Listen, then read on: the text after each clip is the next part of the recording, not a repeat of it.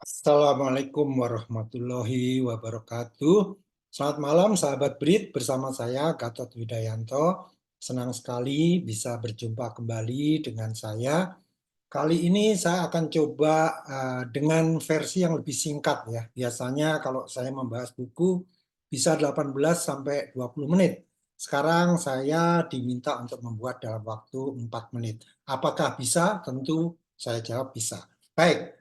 Kali ini saya akan coba membahas sebuah buku yang sebetulnya sudah cukup lama, tahun 2009.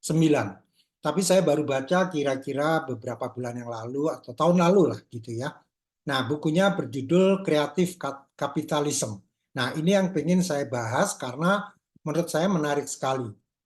Nah, pertama, ini adalah sebuah buku yang mungkin kita bisa salah menyimpulkan ya, karena yang kelihatan di sini adalah nama Bill Gates sama Warren Buffett ya. Walaupun tidak sepenuhnya salah sih, karena sebenarnya Bill Gates sama Warren Buffett juga menulis di situ. Nah, buku ini berisi sebetulnya isi dari 44 kontributor dan difasilitasi oleh orang yang luar biasa. Saya juga baru kenal dari buku ini, namanya Michael Kinsley ya, di sini ya saya tulis. Nah, buku ini tentang apa? Sebetulnya bagaimana menciptakan sebuah mekanisme pasar yang tidak melulu melayani segmen menengah atas, namun harus juga bisa menyentuh kalangan bawah. Kalau istilahnya si K. Prahalat dikatakan the people at the bottom of the pyramid ya. Nah, konsepnya dilontarkan oleh Bill Gates yang menekankan perlunya inovasi sistem tapi karena inovasi teknologi saja tidak memberikan harapan ya. Jadi ini menarik sekali.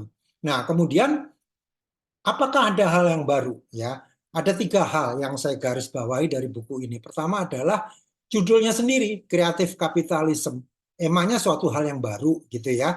Altruisme itu kan sudah lama ya, tidak melulu profit tapi juga bagaimana bisa menciptakan kesejahteraan umat atau manusia gitu ya.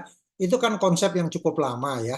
Bahkan di beberapa perusahaan terutama BUMN itu ada istilahnya people profit planet ya. Jadi sebetulnya nggak lama.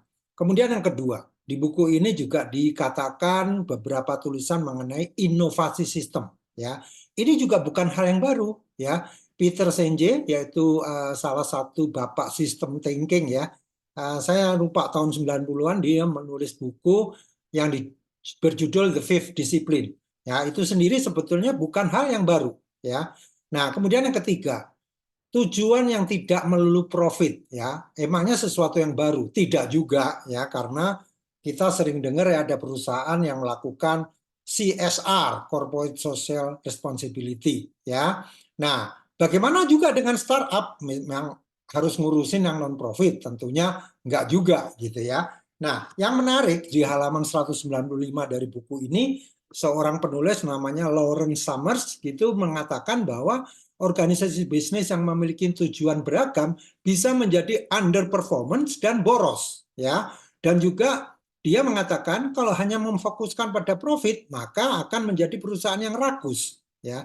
Nah, kemudian kreatif kapitalisme itu mengatakan jangan punya tujuan yang satu aja, harus beberapa tujuan. Loh, jadinya bagaimana? Ya. Nah, inilah yang menjadi titik kunci ya dari buku ini.